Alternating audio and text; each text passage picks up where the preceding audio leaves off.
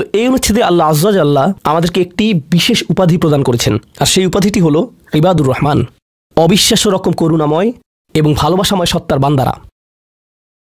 ইমানদারদেরকে আল্লাহর বান্দা হিসেবে অভিহিত করা যেতে পারে, ইমানদারদেরকে শুধুমাত্র ইমানদার হিসেবে অভিহিত করা যায়, আল্লাযীনা আমানু আমাদেরকে মুসলিম বলে অভিহিত করা যায়। আমাদের অনেক উপাধি রয়েছে, আর এই সকল উপাধির মধ্যে আল্লাহ এই সূরাতে বিশেষ এবং অনন্য একটা উপাধি বাছাই করেছেন, সেটা হলো ইবাদুর রহমান। আর এটা কিছু ইঙ্গিত প্রকাশ করছে। প্রথমত, ব্যাকরণগত দৃষ্টিকোণ থেকে ইবাদুর রহমান শব্দ দুটিকে আরবিতে বলা হয় ইযাফা। সরল ভাষায় এর অর্থ হলো দুইটি শব্দ একে অপরের সাথে সম্বন্ধযুক্ত।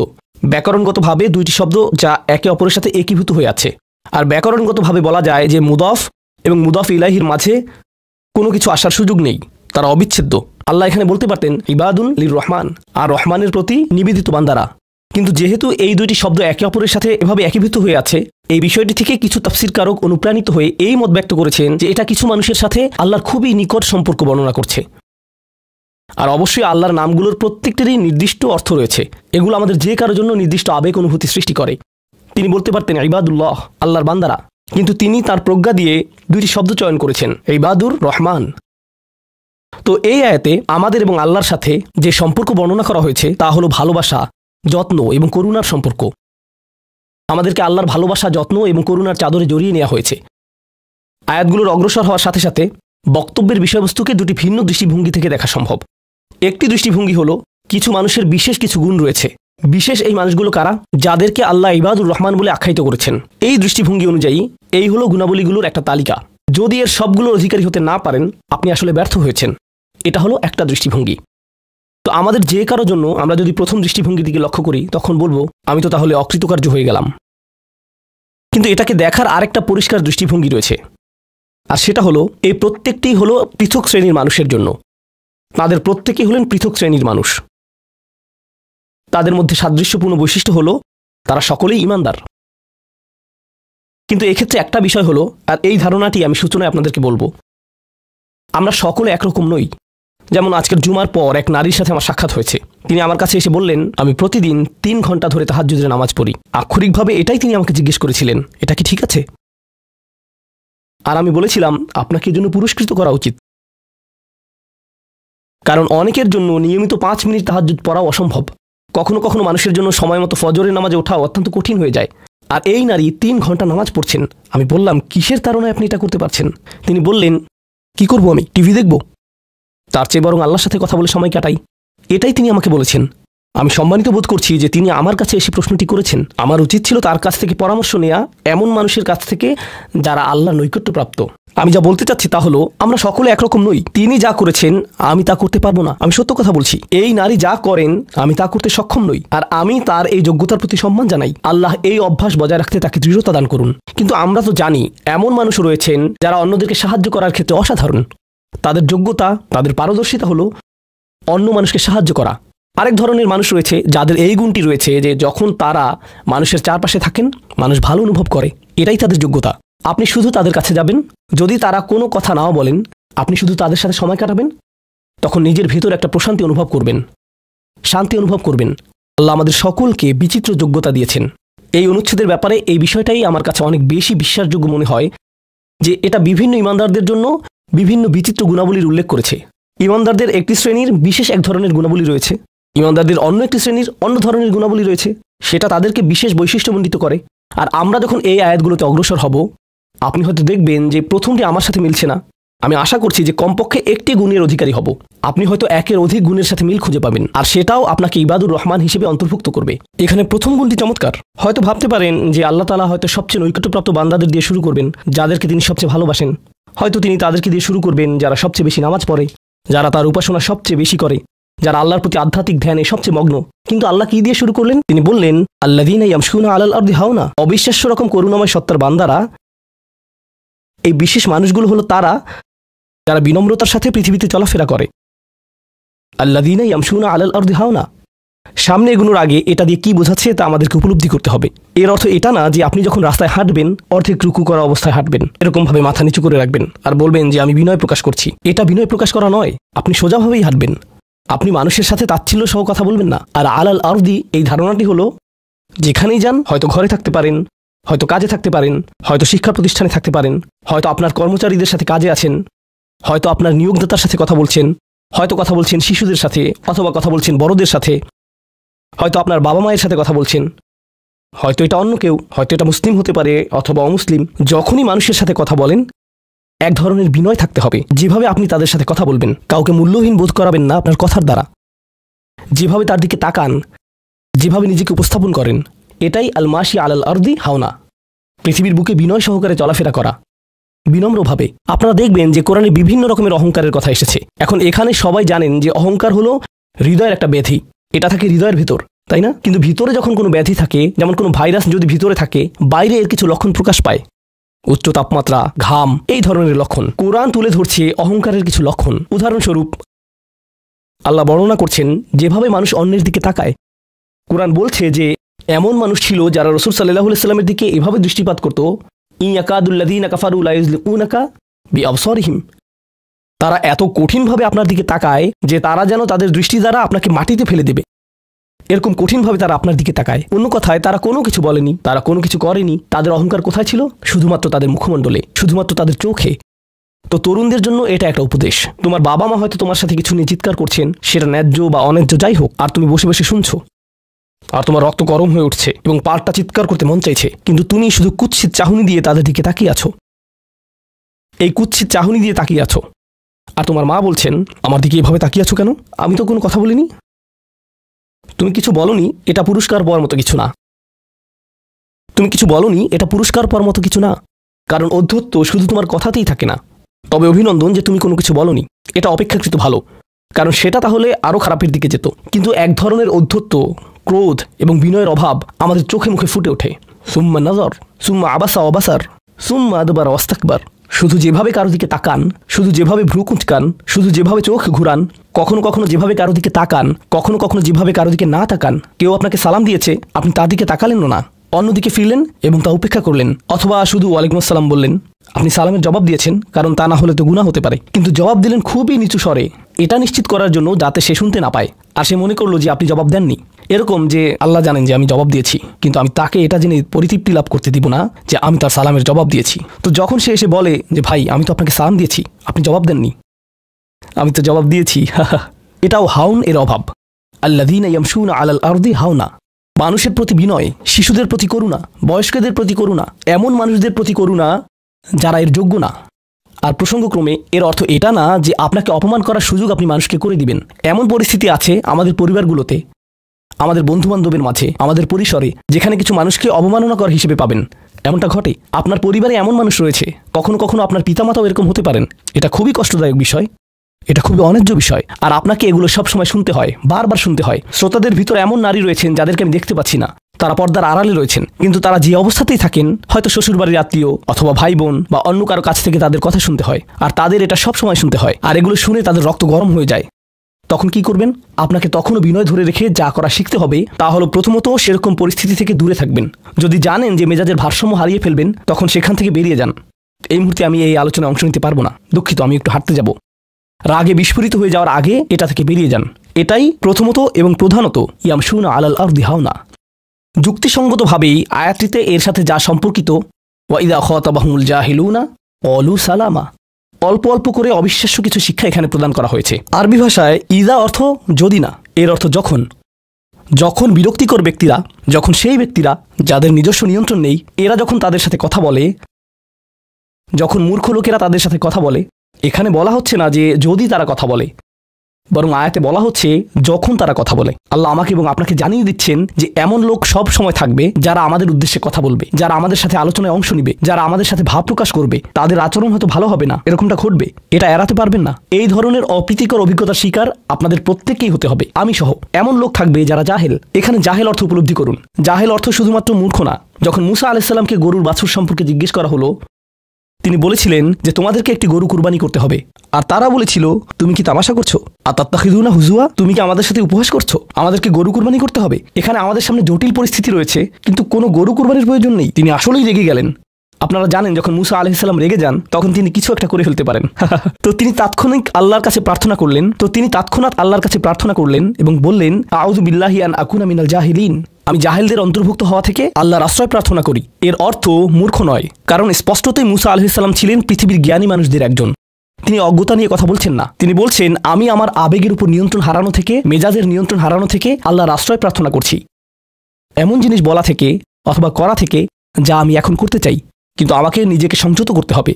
এখন এই উপলব্ধি থেকে আলোচ্য আয়াতটিতে আসুন। এরকম মানুষ রয়েছে যারা সবচেয়ে জঘন্য কথা বলে, কিন্তু তাদের কোনো লাগাম নেই। কথাগুলো আপনার হৃদয় থেকে এসে মস্তিষ্ক হয়ে এরপর তার জিহ্বাতে যাওয়া উচিত, কিন্তু এই পথে কিছুটা লাগাম থাকতে হবে। আমার হয়তো এটা বলা উচিত না, আমি কিছু একটা অনুভব করছি, হয়তো গালি বের হয়ে যাবে, সেটা গলায় পৌঁছে গিয়েছে, কিন্তু সেটা আমার মুখ দিয়ে বেরিয়ে আসা উচিত না, আমার সেটা গিলে ফেলা উচিত। কিন্তু কিছু মানুষ রয়েছে তাদের মাথায় যা আসে তাই বলে ফেলে। কারোর সাথে আপনার 6 মাস পরে দেখা হলো কোনো একটা পার্টিতে, ঈদের সময় অথবা অন্য কোথাও, হে আসসালামু আলাইকুম, আপনি তো মোটা হয়ে গেছেন, সবার সামনেই। এটা কেমন কথা? আপনি এটা মনে মনে আনতে পারেন আর নিজের মনে মনে মাশাআল্লাহ বলতে পারেন, কিন্তু সবার সামনে কেন আপনাকে এই কথা বলতে হবে? হেই, তুমি তো কয়েক বছর আগে পড়ালেখা ছেড়ে দিয়েছিলে, এখনো পাস করনি, এখনো ফেল অবস্থাতেই আছো। মানুষ আপনাকে এরকম কথা বলে আর এটা আপনাকে রাগান্বিত করে। এই অবস্থায় কি করবেন? আল্লাহ বলেছেন, এটা আপনার মনের বিনয় প্রকাশের অংশ। এভাবেই আল্লাহ আমাদের বিনয় যাচাই করবেন। আর প্রসঙ্গক্রমে তারাই হয়ে থাকে আমাদের সবচেয়ে কাছের মানুষ, যার অর্থ আপনি এই ধরনের পরিস্থিতিতে বারবার বারবার বারবার পড়বেন। কিভাবে এটা থেকে বেরিয়ে আসবেন? আল্লাহ বলছেন, ওয়াইদা খাতাবাহুমুল জাহিলুনা ক্বালু সালামা। এটা দিয়ে কতিপয় জিনিস বোঝায়। আমি এখানে সেই কয়েকটি শিক্ষা নিয়ে আলোচনা করব।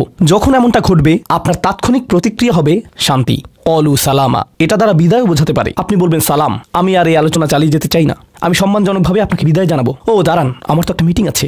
এর বাকি অংশটুকু আপনি মনে মনে বলতে পারেন আল্লাহর সাথে দোয়া করার জন্য, কিন্তু এটা তার কাছে প্রকাশ করার প্রয়োজন নেই। শুধু বলুন যে আমার একটা মিটিং আছে, আর সেখান থেকে চলে আসুন, কারণ আপনি এটা নিতে পারবেন না। তারা সেখান থেকে বেরিয়ে আসে সম্মানজনকভাবে, এটা একটা অর্থ। যখন জঘন্য মানুষ আপনার কাছে আসে, বেরোবার পথ খুঁজে বের করবেন। কোরআন এই সূরাতে আরো পরে যা বলেছে যে মাররু কিরামা, সম্মানজনকভাবে তারা এটা অতিক্রম করে চলে যায়। কিছু কিছু মানুষ আছে যারা এমন কথা বলতে চায় যা আপনাকে রাগান্বিত করবে। তারা আসলে এটা করে মজা পায়। তারা কথা বলবে শুধু আপনাকে উত্তেজিত করার জন্য, আর তাদের কেউ কেউ জানে যে ঠিক কি বলতে হবে, কারণ তারা আপনার সাথে আগেও কথা বলেছে, আর তারা জানে যে কোন জিনিস আপনাকে রাগিয়ে তুলে। তাই তারা জানে যে কোন বাটনটি প্রেস করতে হবে আর কিভাবে আপনাকে বিরক্ত করতে হবে। আপনি বসে আছেন, আমি উত্তেজিত হব না, আমি উত্তেজিত হব না, আমি উত্তেজিত হব না, কিন্তু তার কথা শুনে আপনি বিশাল দানবে পরিণত হয়ে গেলেন, যার ফলে সব ধ্বংস হয়ে যাবে। আর সেই ক্ষেত্রে আপনাকে আগে এটা রোধ করতে হবে। আপনি এখানে কথা বলতে পারেন আর বলতে পারেন যে, দেখুন, আমি এই বিরোধ চাই না, আসুন শান্তিপূর্ণ সময় ব্যয় করি, আসলে এই বিষয়টা নিয়ে আজ আর কথা না বলি, এতে অনড় থাকুন। এটা দিয়েও ক্বালু সালামা বোঝায়। আমি আপনার সাথে ঝগড়া করতে চাই না, আমি শুধু চাই আলোচনাটা যাতে কুৎসিত পথে এগিয়ে না যায়। কখনো কখনো আমরা ভদ্রতা দেখাই, আর সেই সুযোগে মানুষ আমাদেরকে অসম্মানজনক কথা বলতে থাকে, এবং আত্মবিশ্বাসের সাথে মানুষকে জানিয়ে দিবেন যে তাদেরকে থামতে হবে, তারা সীমা ছাড়িয়ে যাচ্ছে। এটা সঠিক নয়, এমনটা করা সম্মানহীনতা নয়, শিষ্টাচার বহির্ভূত নয়। আপনি নিজের জন্য রুখে দাঁড়াতে পারেন, কিন্তু এটা শুধু মর্যাদাপূর্ণ উপায় করতে হবে, এমনভাবে যা শান্তিপূর্ণ। এছাড়াও সালামা শব্দটিকে অনেকেই অবস্থা হিসেবেও দেখেছেন। অন্য কথায়, যখন তারা জবাব দেয় তারা পরিপূর্ণ শান্তিপূর্ণ অবস্থায় থাকে। এটা ভিন্ন একটা অর্থ। যখন জঘন্য মানুষেরা আপনার সাথে কথা বলে, তারা আপনাকে বিরক্ত করে, তারা রাগান্বিত করে, তারা মিথ্যার পর মিথ্যা, মিথ্যার পর মিথ্যা, মিথ্যার পর মিথ্যা বলে, আর আপনাকে সেখানে বসে এটা শুনতে হয় যেন এটা সত্য। আর তারা এটা অন্য মানুষের সামনে বলে, আর আপনি কোনো কারণ ছাড়াই ঝামেলায় পড়ে যান। যখন আপনি জবাব দেন, আপনার জবাব যাই হোক, জবাবটা শান্ত হওয়াটাই উত্তম। যখন জবাব দিবেন, আপনাকে শান্ত এবং পরিশীলিত হতে হবে।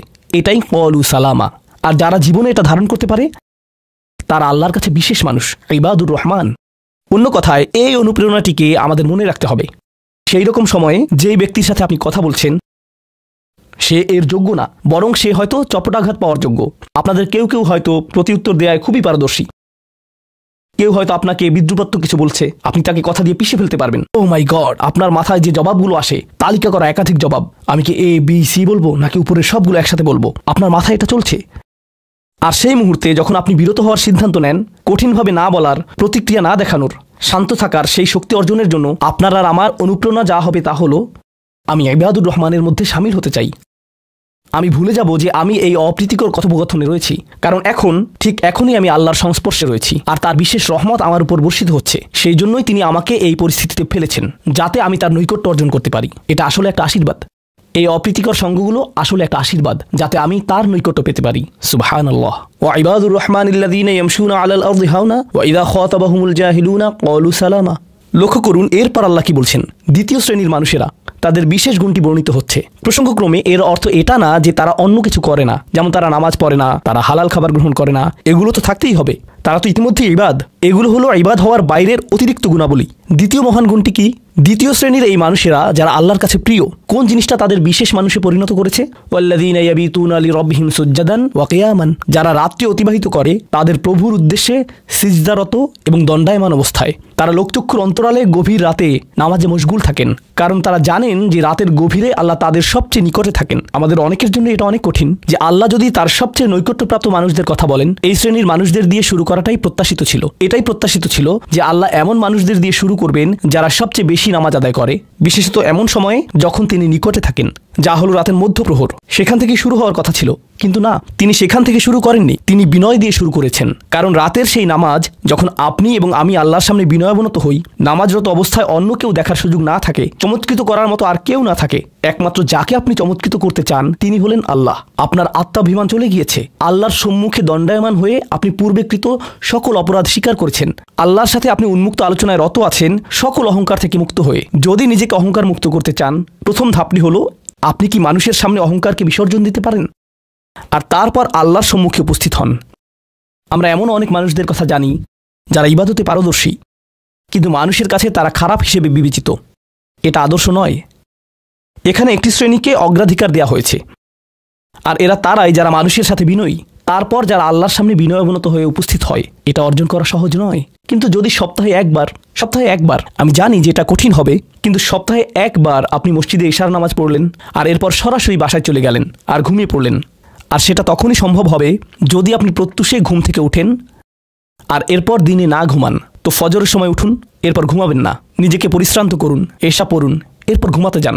এরপর অ্যালার্ম দিয়ে রাখুন, ফজরের 30 মিনিট আগে অ্যালার্ম সেট করুন, উঠে গিয়ে কয়েক রাকাত নামাজ পড়ুন। শুধু এটুকুই করুন, নিজের মতো করে এটা করুন। এজন্য অন্য কারো ঘুম ভাঙাবেন না, এটা নীরবে করবেন। ঘরের কোনো এক কোণে চলে যান, সেখানেই নামাজ পড়ুন।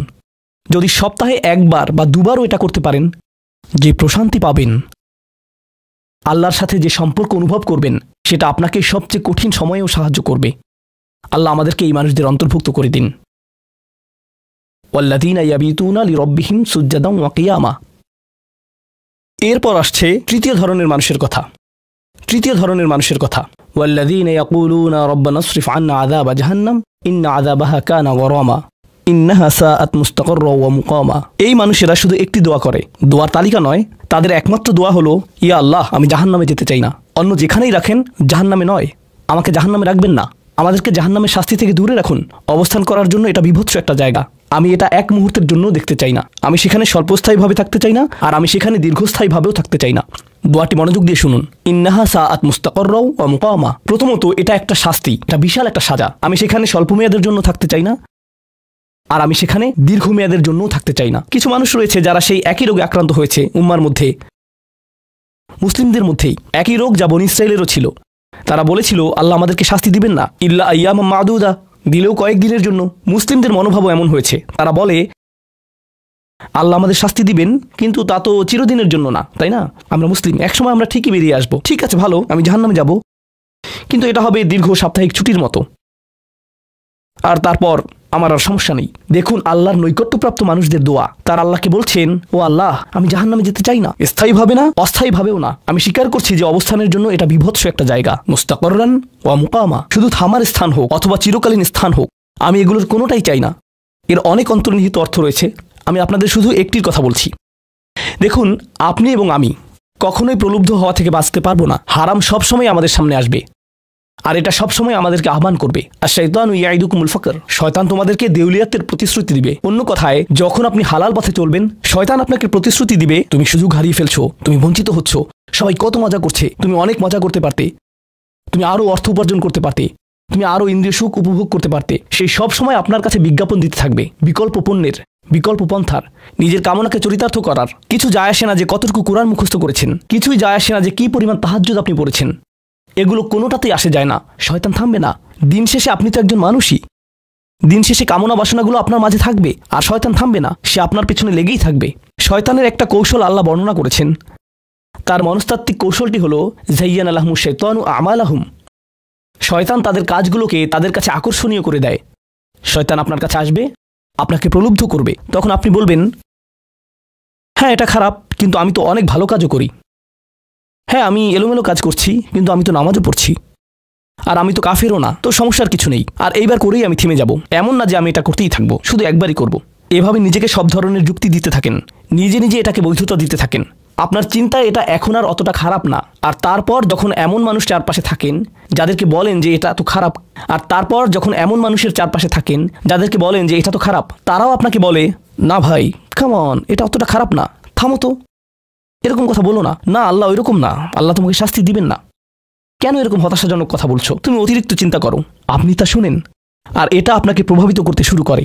কিন্তু যখন কাজটা করে ফেলেছেন, যেটাই করেছেন, হতে পারে এটা অ্যালকোহল অথবা অন্য কোনো মাদক, এটা কারোর সাথে সম্পর্ক হতে পারে, সেটা যাই হোক, যখন নিজেকে বলেন যে এটাই শেষবার, কিন্তু এটাই শেষ তো না। কারণ যখনই কাজটা ঘটে যায় আর কয়েকদিনের মধ্যে অনুশোচনাও কেটে যায়, তখন মোবাইলে আরেকটা মেসেজ চলে আসে, তারপর আরেকটা দাওয়াত আসে, তারপর আপনি বলেন না এটাই শেষবার, আবারও সেই চক্রে আটকে যান আর আবারও সেটা করেন আর তা করতেই থাকেন। শয়তান ঠিক এটাই চেয়েছিল। মানুষ এই চক্র বন্ধ করতে পারে, আল্লাহর প্রতি নিবিষ্ট হয়ে বলতে পারে ইয়া আল্লাহ, আমার বন্ধুরা কি বলছে তাতে কিছু যায় আসে না, শয়তান কি ওয়াসওয়াসা দিচ্ছে তাতে কিছু যায় আসে না, কতবার এই বিভৎস চক্রে আটকা পড়েছি তাতে কিছু যায় আসে না। আমি ফিরে আসলাম, আমি ফিরে আসলাম, আমি ফিরে আসলাম 2 দিন অনুতপ্ত থেকে আবারও পাপে লিপ্ত হওয়া থেকে। আমি ফিরে আসলাম আপনার কাছে ক্ষমা চাওয়ার পর আবারও পাপ করা থেকে। ওয়ালাম ইউসিরু আলা মা ফাআলু ওয়া হুম ইয়ালামুন। তারা পাপ কাজগুলো বারবার করে না আর তারা জানে যে তারা কি করছে। আমি সেই লোকদের অন্তর্ভুক্ত হব না। ওয়ালাইসাতিত তাওবাতু লিল্লাযিনা ইয়ামালুনা আস-সাইয়্যাত। তওবা অনুশোচনা তাদের জন্য কাজ করে না যারা পাপ করতেই থাকে। এমনকি তওবা করার পরেও এটা সেই মানুষদের জন্য না যারা এই চক্রে আটকে যায়। এটা তাদের জন্য যারা বলে ইয়া আল্লাহ, আমি জাহান্নামে যেতে চাই না, আমি জাহান্নামের যোগ্য অনেক কাজ করেছি, কিন্তু এখন আমি থেমে যাচ্ছি। আর এটাই চূড়ান্ত। তারা হলেন আল্লাহর কাছে বিশেষ মানুষ, কারণ আল্লাহ জানেন এটা কতটা প্রলুব্ধকারী ছিল, আল্লাহ জানেন সেই আসক্তি কতটা শক্তিশালী ছিল, আল্লাহ জানেন পাপের কত গভীরে আপনি ছিলেন, আল্লাহ জানেন আপনার উপর শয়তানের সেই দীর্ঘ নিয়ন্ত্রণের কথা, আর আপনি সেই নিয়ন্ত্রণ ভঙ্গ করতে এবং আল্লাহর কাছে ফিরে আসতে সক্ষম হয়েছেন। আল্লাহর পথে আপনার এই যাত্রা অন্য মানুষের তুলনায় অনেক কঠিন। আপনার সামনের প্রলোভনগুলো অনেক শক্তিশালী, আপনার প্রতি অভিকর্ষের টানটি অনেক বেশি শক্তিশালী, আর এর সাথে লড়াই করে যেহেতু আল্লাহর কাছে এসেছেন, তাই আপনি বিশেষ মর্যাদা সম্পন্ন। এটা মনে করবেন না যে আমি তাহাজ্জুদ পড়ি না তাই আমি অতটা ভালো না, অথবা আমি আরবি জানি না, বা আমি এখনো সম্পূর্ণ কোরআন পাঠ করিনি আর আমি তাজবিদের নিয়মগুলো জানি না। না না না না না, আপনার বিশেষত্ব এজন্য না যে আপনি 17 বার হজ করেছেন। আপনার জ্ঞান এবং ইবাদতের জন্য আপনি আল্লাহর কাছে বিশেষ না, আপনি আল্লাহর কাছে বিশেষ মর্যাদা সম্পন্ন, কারণ আপনি পাপ থেকে বেরিয়ে এসেছেন আর আপনি শুধু তার ভয়েই ভীত। এটাই আপনাকে আল্লাহর কাছে বিশেষ মর্যাদা সম্পন্ন করে। তাই আপনিও ইবাদুর রহমান। তো এখান থেকে আল্লাহ আমাদেরকে সম্পূর্ণ বিপরীত দিকে নিয়ে যাচ্ছেন। এই প্রত্যেক শ্রেণী সম্পর্কে চিন্তা করুন, কিভাবে এগুলো আপনার সাথে প্রাসঙ্গিক, কিভাবে আপনি আল্লাহর কাছে বিশেষ মর্যাদা সম্পন্ন হতে চান, কিভাবে আপনি আল্লাহর নৈকট্য পেতে চান, কিভাবে আমি আল্লাহর নৈকট্য পেতে চাই। আমাদের কাছে এটা আসলে কতটা মূল্যবান। পাপ হলো এক প্রকারের ভালোবাসা। আমরা এর মোহে পড়ে যাই, আমরা এতে আসক্ত হয়ে যাই। আর এই অনুচ্ছেদটি আসলে ভালোবাসার একটা প্রতিযোগিতা, কারণ আপনি ইন্দ্রিয় সুখ ভালোবাসেন, আপনি এই পাপগুলোকে ভালোবাসেন আর আপনি তা ছাড়তে চান না, কারণ এতে আপনার সুখানুভূতি নষ্ট হবে। আর অন্যদিকে আল্লাহ বলছেন আমি আমার নিজের দ্বারা সেই সুখকে প্রতিস্থাপন করে দিব, আমি এটাকে আমার নৈকট্য দ্বারা প্রতিস্থাপন করে দিব। আল্লাহ এই সুযোগ দিয়েছেন, আপনার নিজেকে এই সমীকরণের আলোকে সিদ্ধান্ত নিতে হবে। আপনি এই পরিস্থিতিতে পড়বেন, অন্য কেউ জানবে না, কেউ জানবে না যে আপনার মাথায় কি সংগ্রাম চলছে, কেউ জানবে না, শুধু আল্লাহ জানবেন। আর প্রসঙ্গক্রমে উদাহরণস্বরূপ আপনাদের কেউ কেউ যখন হারাম সম্পর্কে জড়ান, নিশ্চিত বলছি না, আপনাদেরকে অভিযুক্ত করছি না, কোনো মানুষ, আপনারা না, কোনো মানুষ যাদেরকে আপনারা চিনেন, তারা হয়তো অনৈতিক সম্পর্কে জড়িত আর আপনি তা থেকে বের হতে চাচ্ছেন। তো আপনি এই আলোচনা শুনে তাকে মেসেজ দিলেন আমি আর এটা করতে পারবো না। সে উত্তর দিল তুমি কি আমাকে ভালোবাসো না? তুমি এখন আমাকে ঘৃণা করো? তুমি কি মনে করো যে আমি তোমার জাহান্নামে যাবার কারণ? আমি কি এতটাই খারাপ? এখন আপনি বলছেন না তুমি অতটা খারাপ না, না আমি তোমাকে ভালোবাসি, তুমি মোটেই খারাপ না, তুমি অনেক ভালো। ঠিক আছে, যদি আমার সাথে সম্পর্ক সমাপ্ত করতে চাও, আজকে রাতে আমার সাথে দেখা করো আর আমার মুখের সামনে এটা শেষ করো। না, এটা আমি করতে পারবো না। ঠিক আছে, তুমি আমাকে ঘৃণাই করো। আচ্ছা ঠিক আছে, আমি আসছি। এটা আবার শুরু হয়ে গেল। আর এরপর আপনি আবারও তওবা করতে চান। দেখতে পাচ্ছেন, এটা শুধুমাত্র আপনি না, আপনি হয়তো আবেগগতভাবে কোনো কিছুতে জড়িয়ে যেতে পারেন, আর এখন আপনি আবেগগতভাবে ব্ল্যাকমেলের শিকার হচ্ছেন। এর দ্বারা আপনি খারাপ বোধ করবেন। আপনাকে এর বিরুদ্ধে যুদ্ধ করতে হবে, আপনাকে এরা অবদমন করতে হবে, আর আপনাকে উপলব্ধি করতে হবে যে আপনি হয়তো কাউকে হতাশ করছেন, কিন্তু আল্লাহকে সন্তুষ্ট করছেন। আর আপনি এটা শুধু নিজের জন্যই করছেন না, বরং এটা ওই মেয়ের জন্যও করছেন বা ওই ছেলের জন্যও করছেন যে আপনার মেসেজের জবাব দিচ্ছে। সে আল্লাহর সামনে দাঁড়াবে এটাও আপনি চান না। আপনি যদি তাকে আসলেই ভালোবাসেন, শুধুমাত্র যদি তাকে কামনা না করেন বরং তাকে ভালোবাসেন, তাহলে আপনি তাকেও রক্ষা করতে চাইবেন। তো এখন আমরা খুবই অপ্রত্যাশিত স্থানে চলে যাচ্ছি। আল্লাহর কাছে আরও কে বিশেষ মর্যাদা সম্পন্ন? আল্লাযীনা ইযা আনফাকু লাম ইউসরিফু ওয়া লাম ইয়াকতুরু ওয়া কানা বাইনা যালিকা কওয়ামা। এই মানুষেরা যখন তারা অর্থ ব্যয় করে, তারা সকল অর্থ উড়িয়ে দেন না, তারা অতিরিক্ত খরচ করেন না, আর তারা কৃপণও নয়। তারা অনেক বেশি খরচ করেন না, আর তারা অনেক কমও খরচ করেন না। তাদের বাজেট ভারসাম্যপূর্ণ। বাজেটের সাথে আল্লাহর নৈকট্যের সম্পর্ক কি? সম্পর্ক রয়েছে, কারণ আল্লাযীনা ফি আমওয়ালিহিম হাক্কুন মালুম, তাদের অর্থে অন্যদের অধিকার রয়েছে যা সুবিদিত। আপনার পিতামাতার অর্থনৈতিক সহায়তা প্রয়োজন, আপনার সন্তান, আপনার ভাই বোন, আপনার স্ত্রীর প্রয়োজন, এমন অনেক ক্ষেত্র রয়েছে যার জন্য আপনার অর্থ প্রয়োজন। কিন্তু যখন আপনি প্রয়োজনহীন জিনিসে আসক্ত হয়ে পড়েন, আর আপনার অর্থ যখন ব্যয় হয় সিনেমার পর সিনেমা, সিনেমার পর সিনেমায়, সাবস্ক্রিপশনের পর সাবস্ক্রিপশনে, গেমের পর গেম, এরপর গেমে, গাড়ির জন্য নতুন যন্ত্রাংশ কেনার পেছনে, যে চাকা দেখতে উল্টো দিকে ঘূর্ণায়মান, তার প্রয়োজন আপনার নেই। সেগুলো আপনি দেখবেন না যখন আপনি গাড়ি চালাবেন, সেটা অন্য কেউ দেখবে। এগুলো ঘুরবে অন্য কারোর জন্য, আপনার জন্য না। যন্ত্রাংশ অথবা ডিভাইস। আপনি নতুন আইফোন ছাড়াও বেঁচে থাকবেন, এতে কোনো ক্ষতি হবে না। স্যামসাং যদিও কিছুটা বিপজ্জনক, তারপরও অনেক বোনেরা পার্স অথবা ব্যাগের জন্য এমনটা করেন। ও আল্লাহ, এই ব্যাগগুলোর কোনোটার দাম কয়েক লাখ টাকা। বলছি না যে আপনি এগুলোর কোনোটাই কিনতে পারবেন না, কিন্তু আল্লাহ বলছেন ঠিক আছে খরচ করো, কিন্তু অতিরিক্ত খরচ করো না। আপনাদের কারো কারোর জন্য আবার সবচেয়ে খুশির বিষয় হলো টাকা ধরে রাখা। আপনি স্ত্রীকে সাথে নিয়ে সুপার শপে গিয়েছেন, তিনি এক প্যাকেট দুধ নিলেন। আমাদেরকে এত বেশি দুধ প্রয়োজন, ছোট প্যাকেট নিতে পারো না? ডিসকাউন্টের জন্য অপেক্ষা করতে পারো না? এটা দুধ, এটা ডিম, এগুলো নিয়ে কৃপণতা না করলে হয় না? এমন মানুষ রয়েছে যারা প্রাপ্য মানুষদের টাকা ধরে রাখে। আপনার সন্তানদের অর্থ প্রয়োজন, তাদের চলার জন্য কিছুটা পকেট খরচ প্রয়োজন, আপনার স্ত্রীর কিছুটা অর্থ প্রয়োজন। যদি তিনি গৃহ ব্যবস্থাপনার দায়িত্বে থাকেন আর তিনি নিজে উপার্জন না করেন, আর তিনি আপনার কাছে বলেন আমি কি 500 টাকা পেতে পারি? কিসের জন্য তোমার টাকা প্রয়োজন? আমাকে সম্পূর্ণ প্রতিবেদন প্রদান করবে, সকল রিসিট দেখাবে। দাঁড়ান, 1 মিনিট থামুন। এটা লাম ইয়াকতুরু, এটা আপনার জন্য চ্যালেঞ্জ হতে পারে। আপনি যদি আল্লাহর নৈকট্য লাভ করতে চান, আপনার পরিবারের খাবারের প্রসঙ্গ আসলে তাদেরকে জঞ্জালের মতো বিবেচনা করবেন না। আপনার জন্য সর্বোত্তম খরচের খাত হলো আপনার পরিবার। নিজের পরিবারের সাথে এরকম খারাপ আচরণ করবেন না, কিন্তু অতিরিক্ত খরচও করবেন না। অন্যরা এমন আছে যারা টাকা উড়ায়। আল্লাহ হয়তো আপনাকে কিছুটা অর্থ দিয়েছেন, আর আপনি আপনার 16 বছরের সন্তানকে BMW কিনে দিলেন যাতে সে রাস্তার পাশে লাগিয়ে দিয়ে অ্যাক্সিডেন্ট করতে পারে, আর তারপর তাকে আরেকটা কিনে দিলেন। না না না, আপনি এমনটাও করতে পারবেন না।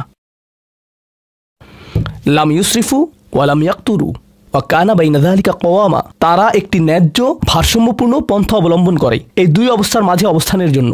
পরবর্তী গুণটি আমার প্রিয়, মনোযোগ দিয়ে শুনুন। এরা সবাই একটি শ্রেণী। ওয়াল্লাযীনা লা ইয়াদউনা মা'আল্লাহি ইলাহান আখার ওয়া লা ইয়াকতুলুনা আন-নাফসা আল্লাতী হারামাল্লাহু ইল্লা বিল হক ওয়া লা ইয়াজনুন ওয়া মান ইয়াফআল যালিকা ইয়ালকা আসামা। তারা আল্লাহর পাশাপাশি অন্য কোনো উপাস্যের কাছে প্রার্থনা করে না, আর আল্লাহর পাশাপাশি অন্য কোনো উপাস্যের কাছে প্রার্থনা না করা অবস্থায় তারা কাউকে হত্যা করে না, এবং তারা ব্যভিচারে লিপ্ত হয় না। 3টি বিষয়। তারা আল্লাহ ছাড়া কারো কাছে প্রার্থনা করে না, এর সাথে রয়েছে তারা হত্যা করে না, এবং তারা ব্যভিচার করে না। 3টি বিষয় একসাথে, 3টি বিষয় একসাথে। এটা তো অসাধারণ কোনো অর্জন নয়। কেউ বলতে পারে যে হ্যাঁ, আমি তো তালিকায় এসে পড়েছি, আমি কাউকে হত্যা করিনি। কিন্তু জানেন কেন এটা বৈশিষ্ট্যসূচক? কারণ এই বিষয়গুলো খুবই প্রাথমিক স্তরের, তাই না? অন্য অনেক কবিরা গুনাহ রয়েছে, কিন্তু আল্লাহ বলছেন যে তোমরা আল্লাহর কাছে বিশেষ মর্যাদার অধিকারী হতে পারবে যদি তোমরা শুধু এটুকু করো। কেন এটা বিশেষ মর্যাদাপূর্ণ? মক্কার মানুষদের কথা চিন্তা করুন, সেই সমাজের কথা চিন্তা করুন যার মাঝে কোরআন এসেছিল। সেই মানুষগুলো 1000 বছর ধরে শিরকে লিপ্ত ছিল। হত্যা তাদের কাছে সাধারণ বিষয় পরিণত হয়েছিল, জিনা কোনো বিষয়ই ছিল না। আর এগুলো বড় বিষয় ছিল না তাদের পূর্বপুরুষ অথবা তাদের পূর্বপুরুষ অথবা তাদের পূর্বপুরুষের কাছে। এগুলো ছিল জীবনেরই অংশ। জীবন ছিল গ্যাংস্টারের মতো।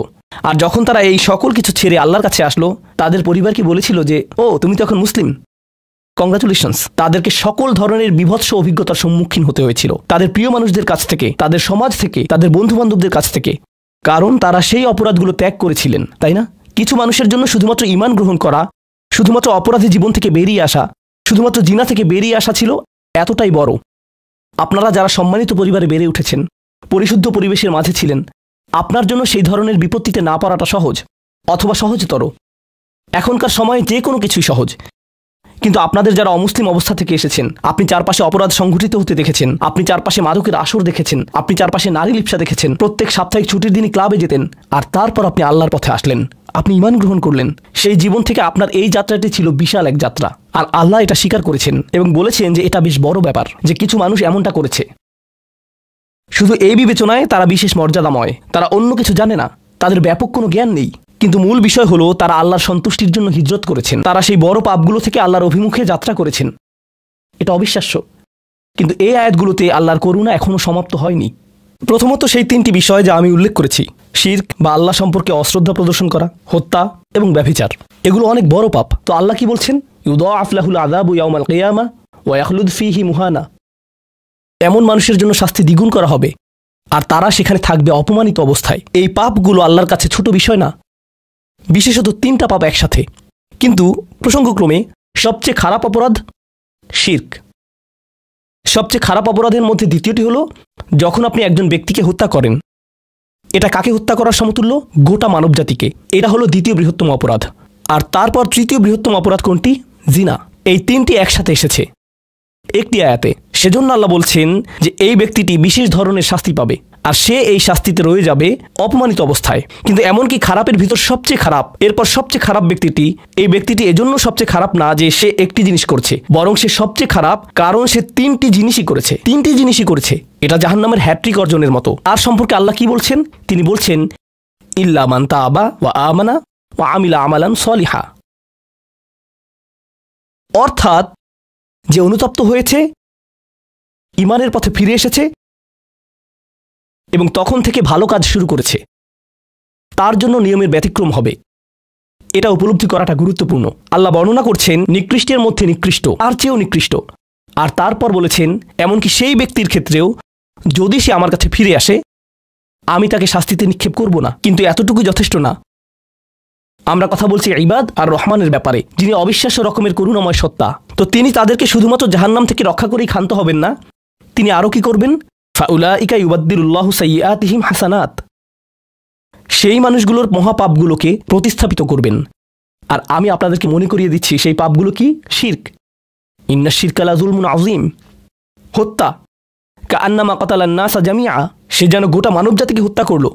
এবং জিনা, ব্যভিচার, সবচেয়ে বড় পাপ এগুলো। আল্লাহ বলছেন যে পাহাড় সমান তাদের এই সমগ্র পাপ কাজগুলোকে আমি প্রতিস্থাপন করে দিব ভালো কাজ দিয়ে। কিন্তু তারা এখনো কোনো ভালো কাজ করেনি, তারা এখনো নামাজ পড়েনি, তারা এখনো ইবাদত করেনি, তারা এখনো হজ করেনি, তারা এখনো দান করেনি। তারা মূলত যা করেছে তা হলো অনুতপ্ত হয়েছে। আর এখন থেকে তারা ভালো কাজ করবে। আল্লাহর জন্য এতটুকুই যথেষ্ট। তাদের পাহাড় সম পাপগুলো নিবেন যা তাদেরকে চিরকাল জাহান্নামে নিক্ষেপ করতে অপমানিত অবস্থায়, আর তিনি এই পাহাড় সম পাপগুলোকে নিয়ে পাহাড় সম ভালো কাজে পরিবর্তিত করে দিবেন। এটাই আল্লাহ করবেন তাওবাকারীদের জন্য। আপনিও বিশেষ মর্যাদার অধিকারী হবেন। শুধু তাওবা করুন। তো আপনি যখন বসে বসে এটা শুনছেন আর ভাবছেন আমি তো বেশ বড় ভুল করে ফেলেছি, এখানে হয়তো এমন কেউ বসে আছে যিনি কাউকে হত্যা করেছেন, এরপর জেলে গিয়েছেন এবং মুক্তি পেয়েছেন। কিভাবে আল্লাহ আমাকে ক্ষমা করবেন? আপনাদের কেউ হয়তো ব্যভিচারের ভুল করে ফেলেছেন, আল্লাহ আপনাদেরকে রক্ষা করুন। আপনাদের কেউ হয়তো সেই পথে অগ্রসর হচ্ছেন, আপনাদের কেউ হয়তো শিরক করেছেন। সকল ধরনের অপরাধ সংঘটিত হচ্ছে, আর মানুষ সকল ধরনের অপরাধে লিপ্ত হচ্ছে। আপনি যদি তওবা করেন এবং আল্লাহর কাছে ফিরে আসেন, এই সকল অপরাধ শেষ হয়ে যাবে। কিন্তু এরপর আপনাকে ভালো পথে চলতে হবে। ওয়া আমিলা আমালান সলিহা ফাউলাইকা ইউবাদদিলুল্লাহু সাইয়্যাতিহিম হাসানাত। অন্য কথায়, যখন আপনি আল্লাহর কাছে ফিরে আসবেন, এটা প্রকৃত অর্থেই প্রত্যাবর্তন হতে হবে, এটা কৃত্রিম হতে পারবে না। ওয়া কানাল্লাহু গফুরুর রহিমা। আর আল্লাহ সর্বদাই ক্ষমাশীল, অতিমাত্রায় ক্ষমাশীল, সর্বদা প্রেমময়, যত্নশীল এবং করুণাময়। আমার সময় ফুরিয়ে যাচ্ছে, কিন্তু আপনাদের সাথে আরও কয়েকটা বিষয় শেয়ার করতে চাই। আসুন এই তালিকাটা প্রথমে শেষ করি। এটা শেষের দিকে। কেউ বলতে পারে যে আমি শিরক করিনি, আমি হত্যা করিনি, আমি জিনাও করিনি, আমি শুধু ছোট বিষয়গুলো করেছি। যেমন আমি ফজরের নামাজ পড়িনি, একদিন ফ্রিজ থেকে আমার ভাইয়ের চকলেট মিল্ক চুরি করে খেয়েছি, বেশ কয়েকবার বাবার সাথে চড়া মেজাজ কথা বলেছি, আরেকদিন একটা পার্টিতে কিছুটা গীবত করে ফেলেছি। কিন্তু আমি হত্যা করিনি। এই তওবা তো আসলেই খারাপ অপরাধীদের জন্য। তাহলে আমার কি হবে? সাধারণ পাপীদের কি হবে? বাকি আমরা যারা রয়েছি, কারণ তারা হলো উচ্চ স্তরের পাপী, তাই না? তো পরবর্তী আয়াত বলছে তোমরা বাকি যারা রয়েছ, ওয়ামান তাবা, যেই তওবা করেছে, যে কোনো ধরনের তাওবা, আমিলা সলিহান, সৎ কাজ করেছে, ফাইন্নাহু ইয়াতুবু ইলাল্লাহি মাতাবা। তো যখন সে আল্লাহর কাছে ফিরে আসে আন্তরিকভাবে, অনুতপ্ত হয়ে, আল্লাহ সেটাও স্বীকার করেন। না, কারণ আমার পাহাড় সম পাপ প্রয়োজন।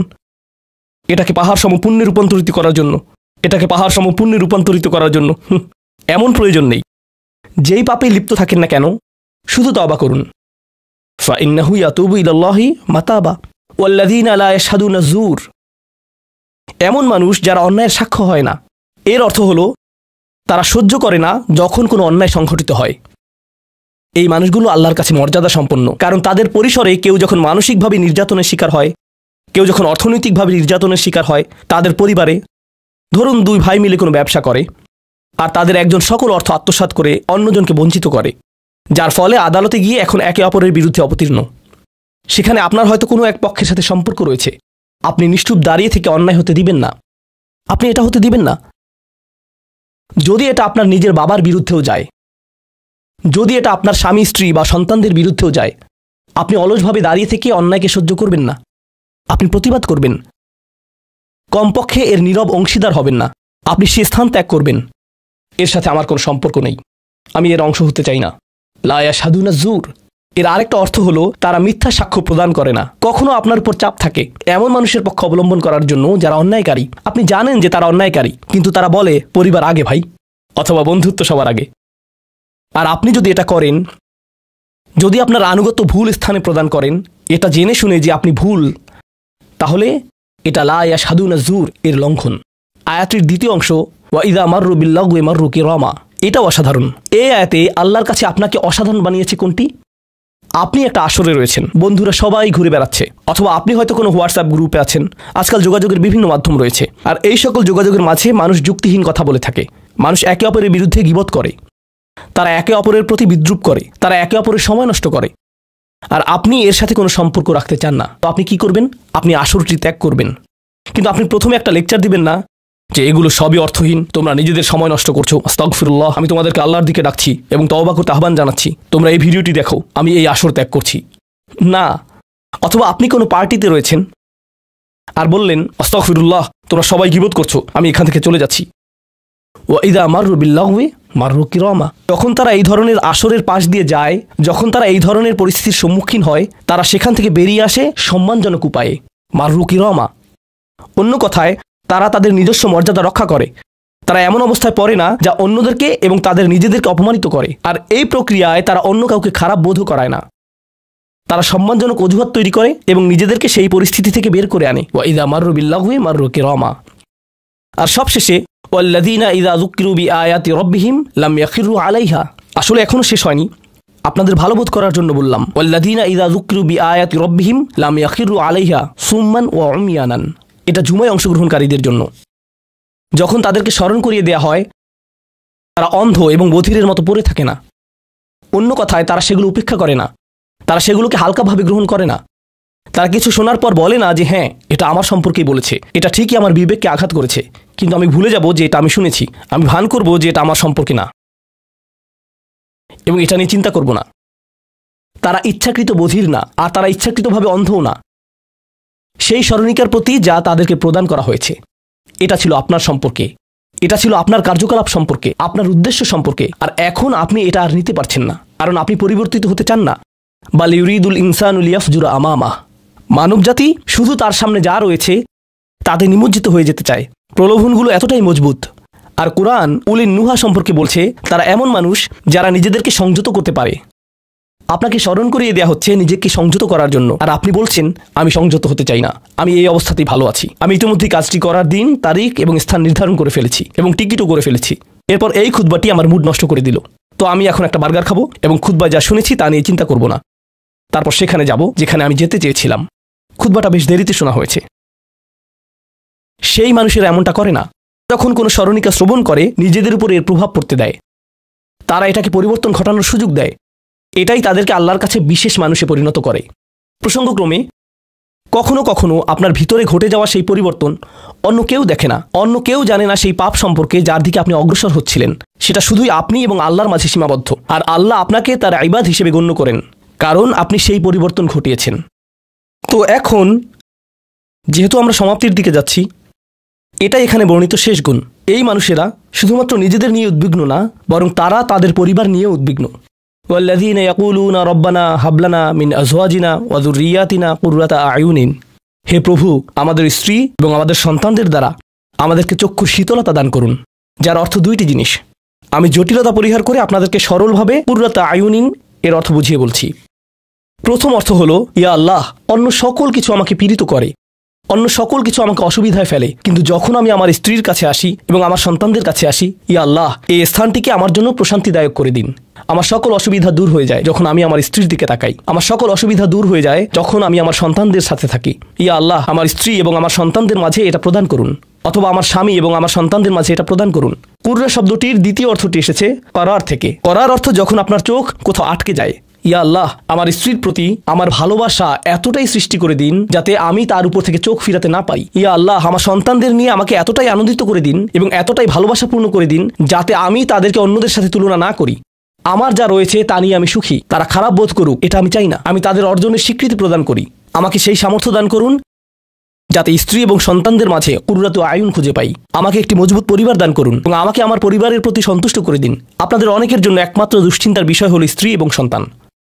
এই দোয়া অনুযায়ী দুশ্চিন্তার একমাত্র উপশমকারী হওয়া উচিত স্ত্রী এবং সন্তান।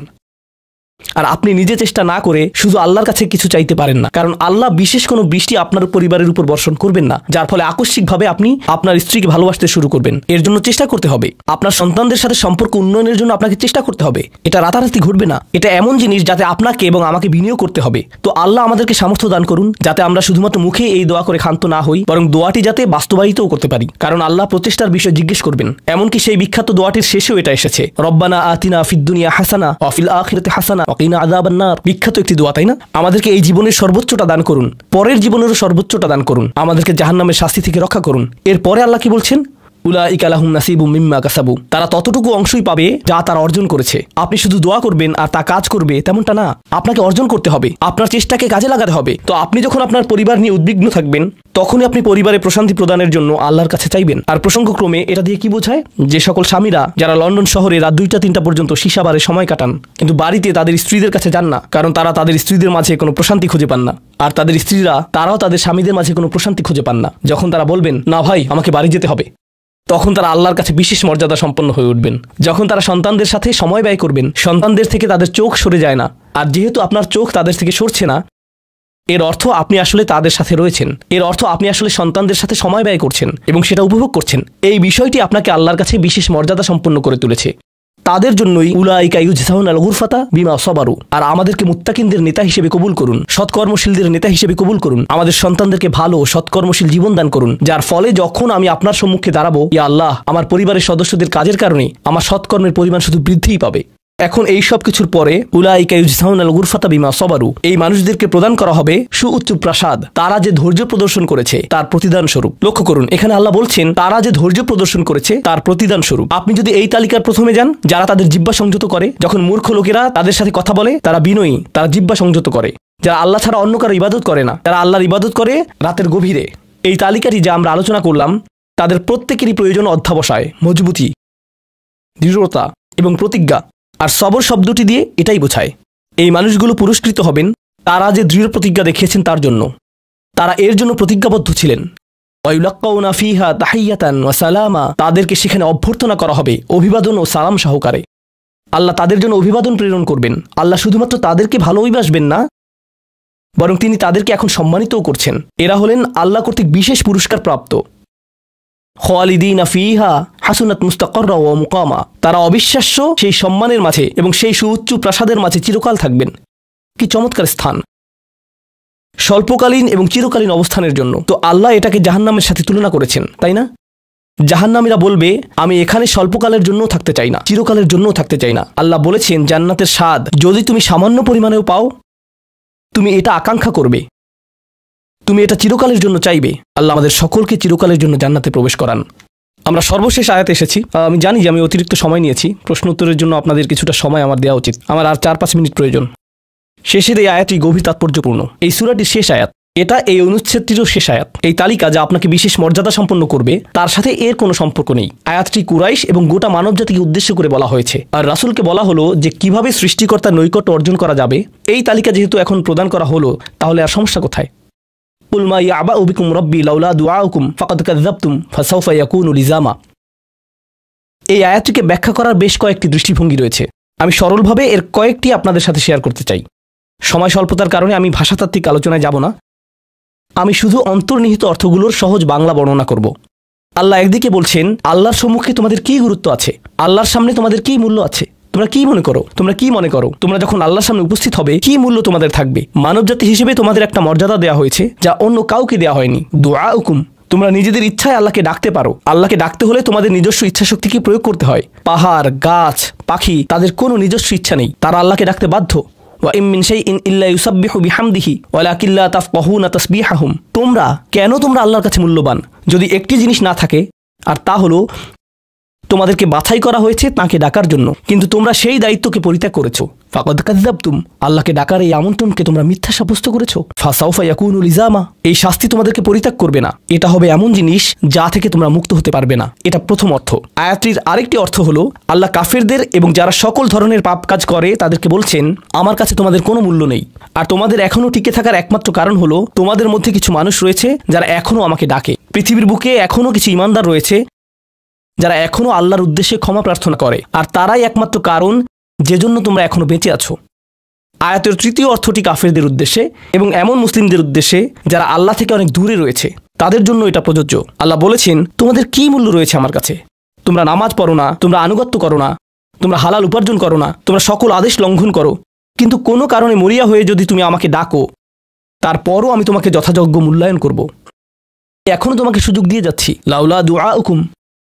কিন্তু মোটের উপর তুমি এখনো এই সকল কিছুকে মূল্যহীন বিবেচনা করছো। তুমি স্বীকার করছো না যে আমি তোমাকে যা কিছু দিয়েছি এবং যা কিছু করতে বলেছি তা আসলে তোমার কাছে অর্থবহ। তুমি এই সকল কিছুকে মূল্যহীন এবং মিথ্যা বিবেচনা করছো। তোমার এই স্বভাব পরিবর্তন করো, কারণ শীঘ্রই এটা স্থায়ীভাবে লেগে থাকা শাস্তিতে পরিণত হবে। আল্লাহ এটা বলেননি যে তোমাকে শাস্তি দেয়া হবে, বরং তিনি বলেছেন শীঘ্রই তোমাকে শাস্তি দেয়া হবে, শীঘ্রই তুমি এটা থেকে আর মুক্ত হতে পারবে না। অর্থাৎ তোমার জন্য এখনো সুযোগ রয়েছে, বদলে যাও। আয়াতটির আরেকটা অর্থ হলো, হে কুরাইশরা, যদি আল্লাহ তোমাদেরকে কোরআনের মাধ্যমে আহ্বান না করতেন তাহলে অন্য কোন জিনিস তোমাদেরকে মূল্যবান সাব্যস্ত করত? আল্লাহ তোমাদেরকে এই কিতাবটি দিয়ে সম্মানিত করেছেন, আর সর্বোপরি আল্লাহ আপনাকে এবং আমাকে এই কোরআন দিয়ে সম্মানিত করেছেন। তারপরেও তোমরা এটাকে সম্পূর্ণরূপে অগ্রাহ্য করছো। তোমরা এই কিতাবের কোনো মূল্যায়ন করছো না, আল্লাহর এই বাণীকে মূল্যায়ন করছো না। এখনও সময় আছে, নিজেকে সংশোধন করো এবং আল্লাহ তার কথা বলার জন্য যে তোমাদেরকে বেছে নিয়েছেন তার গুরুত্ব অনুধাবন করো। আয়াতটির সর্বশেষ অর্থ, আল্লাহ তোমাদেরকে শাস্তি দেওয়া পছন্দ করেন না। আয়াতাংশটির ভাষাতাত্ত্বিক একটি অর্থ হলো, তোমাদেরকে শাস্তি দেওয়ার জন্য আল্লাহ আগ্রহী নন, তার কোনো উদ্দেশ্য এবং আকাঙ্ক্ষা নেই তোমাদেরকে শাস্তি দেওয়ার। কিন্তু আল্লাহ ছাড়া অন্য কাউকে ডাকার যে অপরাধ তোমরা সংঘটিত করেছ তা এতই বড় যে এর জন্য শাস্তি দিতেই হবে। অন্য কথায় আল্লাহ আপনাকে শাস্তি দিচ্ছেন যদিও তিনি চান না। মা ইয়াফআলুল্লাহু বিআযাবিকুম, তোমাদেরকে শাস্তি দিয়ে আল্লাহর কোনো প্রাপ্তি নেই। আপনাকে শাস্তি দিয়ে আল্লাহর কী পাওয়ার আছে? আল্লাহ এখানে বলছেন, আমি তোমাদেরকে শাস্তি দিতে চাই না, কিন্তু তোমাদের অপরাধগুলো অনেক বড়, আর শীঘ্রই এই শাস্তি স্থায়ী হয়ে যাবে। এই মুহূর্তে এগুলো অস্থায়ী, তোমরা এগুলো মুছে ফেলতে পারো। তাই এখনো ফিরে আসো, আল্লাহ থেকে ফিরে আসো।